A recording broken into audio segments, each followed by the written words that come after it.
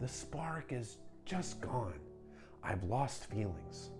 I'm not sure what's missing, but something's missing, and I wish I didn't feel this way, but I just feel this way. And I feel like the relationship just has to end. Very painful words to hear from your avoidant partner or your avoidant ex when they're ending the relationship. And you don't understand, how can they go from telling you that nobody ever made them feel this way? How can things go from being so wonderful to being over? And they can't even give you a coherent explanation why. Why did they just lose feelings seemingly overnight? This means that the avoidant had their fears triggered.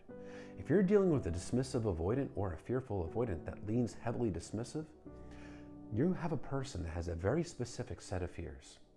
And these fears are specifically triggered by healthy, loving relationship behaviors, primarily emotional intimacy. When emotional intimacy builds in a relationship, it triggers all of their fears, all this anxiety rips through their system, and they go into fight or flight mode. This is a person that learned through childhood that emotional closeness, emotional intimacy wasn't safe. They relied on their parents or caretakers for their emotional needs, and they were disappointed, rejected, perhaps even abandoned. And their feelings, when they expressed them, were outright dismissed or reprimanded. So they learned that emotional closeness isn't safe.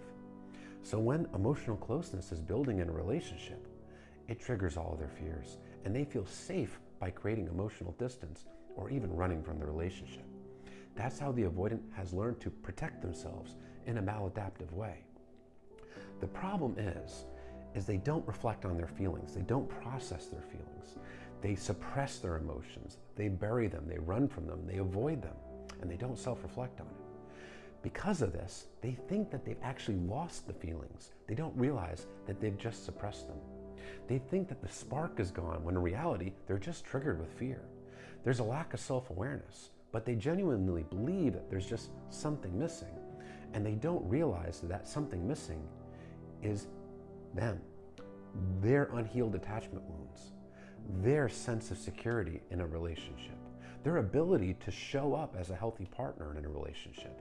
That's what's missing, but they don't realize it due to a lack of self-reflection and a lack of self-awareness.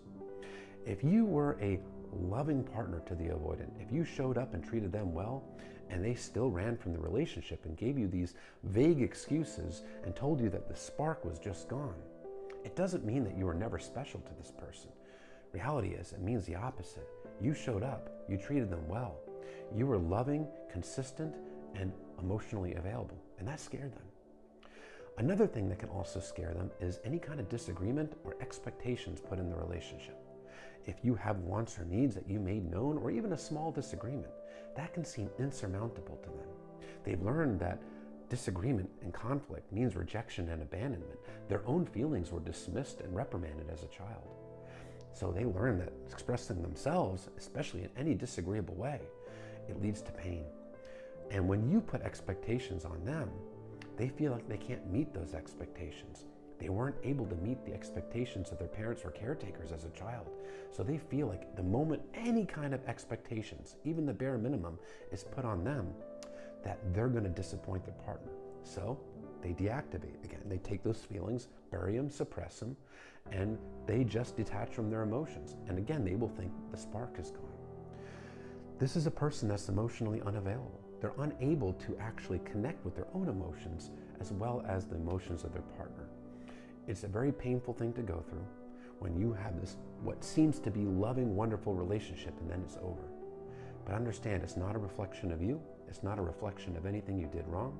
It's a reflection of this person, their unhealed attachment wounds, as well as their lack of self-awareness and self-reflection.